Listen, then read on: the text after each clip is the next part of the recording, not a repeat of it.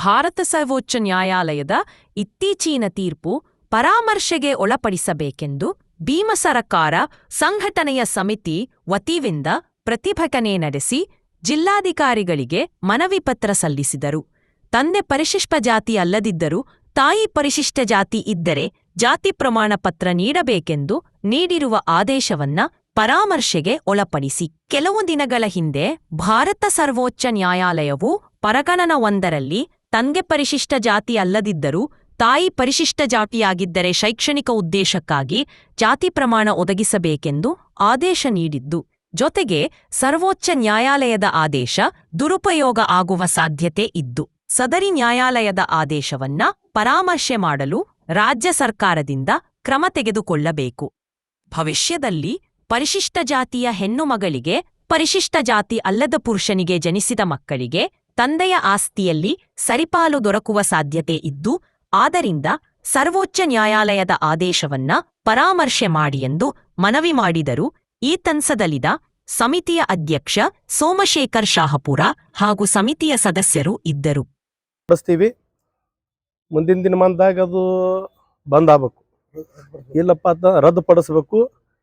ಇಲ್ಲಪ್ಪ ಅಂತಂದ್ರೆ ಕರ್ನಾಟಕ ರಾಜ್ಯಾದ್ಯಂತ ನಾವು ಹೋರಾಟ ಹಮ್ಮಿಕೊಳ್ತೀವಿ, ಉಗ್ರವಾದಂಥ ಒಂದು ಹೋರಾಟ ಹಮ್ಮಿಕೊಳ್ತೀವಿ ಅಂತೇಳಿ ನಮ್ಮ ಮನವಿ, ನಮ್ಮ ಒಂದು ಆಗ್ರಹ ಅದ.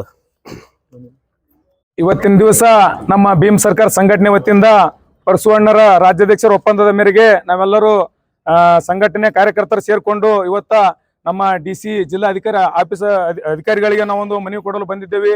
ಏತಕ್ಕಪ್ಪ ಅಂದ್ರೆ ಇದು ಸಮಾಜಕ್ಕಾಗಿ, ನಮ್ಮ ದಲಿತ ಮಕ್ಕಳಿಗಾಗಿ, ದಲಿತ ಹೆಣ್ಣು ಮಕ್ಕಳಿಗಾಗಿ, ದಲಿತರಿಗಾಗಿ, ನಮ್ಮ ಹಿಂದುಳಿದ ಜನಗಳಿಗಾಗಿ ಒಂದು ಒಳ್ಳೆಯ ಉದ್ದೇಶವನ್ನು ಇಟ್ಕೊಂಡು ನಮ್ಮ ಭೀಮ್ ಸರ್ಕಾರ ರಾಜ್ಯ ಅಧ್ಯಕ್ಷರ ಒಪ್ಪಂದದ ಮೇರೆಗೆ ವಿಷಯ ಏನಪ್ಪಾ ಅಂದ್ರ ಏನ್ ಸರ್ವೋಚ್ಚ ನ್ಯಾಯಾಲಯದಲ್ಲಿ ಇತ್ತೀಚಿನ ತೀರ್ಪದಲ್ಲಿ ತಂದೆ ಪರಿಶಿಷ್ಟ ಜಾತಿ ಅಲ್ದಿದ್ರು ತಾಯಿಗೆ ಪರಿಶಿಷ್ಟ ಜಾತಿ ಇದ್ರೆ ಜಾತಿ ಪ್ರಮಾಣ ಪತ್ರ ನೀಡಬೇಕಂತ ನೀಡಿರುವ ಆದೇಶವನ್ನು ನಾವು ಒಳಪಡಿಸಬೇಕಂತ ಕುರಿತು ನಾವು ಜಿಲ್ಲಾಧಿಕಾರಿಗಳು ಇವತ್ತು ಮನವಿ ಕೊಟ್ಟೇವಿ.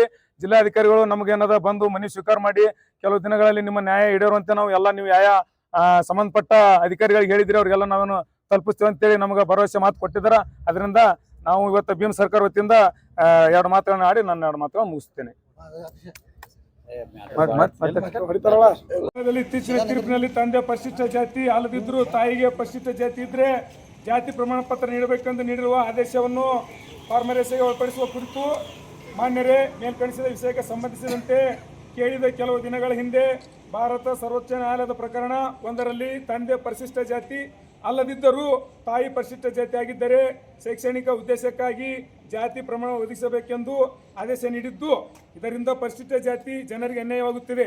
ಜೊತೆಗೆ ಸರ್ವೋಚ್ಚ ನ್ಯಾಯಾಲಯದ ಆದೇಶದ ದುರುಪಯೋಗ ಆಗಿರುವ ಸಾಧ್ಯತೆ ಇದ್ದು, ಸದರಿ ನ್ಯಾಯಾಲಯದ ಆದೇಶವನ್ನು ಪರಾಮರ್ಶೆ ಮಾಡಲು ರಾಜ್ಯ ಸರ್ಕಾರದಿಂದ ಕ್ರಮ ತೆಗೆದುಕೊಳ್ಳಬೇಕೆಂದು, ಭವಿಷ್ಯದಲ್ಲಿ ಪರಿಶಿಷ್ಟ ಜಾತಿ ಹೆಣ್ಣು ಮಕ್ಕಳಿಗೆ, ಪರಿಶಿಷ್ಟ ಜಾತಿ ಅಲ್ಲದ ಪುರುಷನಿಗೆ ಜನಿಸಿದ ಮಕ್ಕಳಿಗೆ ತಂದೆಯ ಆಸ್ತಿಯಲ್ಲಿ ಸರಿಪಾಲು ದೊರಕುವ ಹಾಗೆ ಅದರಂತೆ ಜನರಿಗೆ ಆಗುವ ಸಂಭವನೀಯ ಅನ್ಯಾಯವನ್ನು ತಡೆಗಟ್ಟಲು ಸುಪ್ರೀಂ ಕೋರ್ಟ್ಗೆ ಮನವರಿಕೆ ಮಾಡಿಕೊಟ್ಟು ಪರಿಶಿಷ್ಟ ಜಾತಿ ಮೀಸಲಾತಿಗೆ ದುರುಪಯೋಗವನ್ನು ತಡೆಗಟ್ಟಬೇಕೆಂದು ಮಾನ್ಯರಾದ ತಮ್ಮಲ್ಲಿ ಈ ಮೂಲಕ ವಿನಂತಿಸಿಕೊಳ್ಳುತ್ತೇವೆ.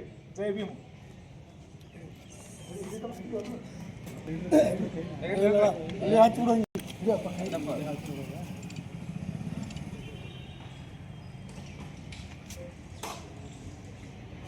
ಭೀಮ ಸರ್ಕಾರ ಸಂಘಟನೆಯ ವತಿಯಿಂದ ಇವತ್ತು ವಿಜಯಪುರ ಜಿಲ್ಲಾ ಅಧಿಕಾರಿಗಳಿಗೆ ಮನವಿ ಸಲ್ಲಿಸುವ ಉದ್ದೇಶ ಏನಪ್ಪ ಅಂತಂದ್ರೆ, ಇವತ್ತು ಕೇಂದ್ರ ಸರ್ಕಾರ, ಇವತ್ತು ನ್ಯಾಯಾಲಯವು ಏನೋ ಒಂದು ತೀರ್ಪು ಕೊಟ್ಟಿದ್ದಪ್ಪ ಅಂತಂದ್ರೆ, SC ST ಹೆಣ್ಮಕ್ಳಿಗೆ ಬೇರೆ ಜನಾಂಗದವರು ಒಂದು ಮದುವೆ ಆಗಿರ್ಬೋದು, ಆದ್ರೆ ಕೂಡ ಅದು ಆದ್ರೆ ಅವ್ರಿಗೂ ಕೂಡ SC ST ಏನಪ್ಪ ಕಾಸ್ಟ್ ಕೊಡ್ಬೇಕಂತಂದು ಈ ತೀರ್ಪನ್ನು ನೀಡಿದೆ.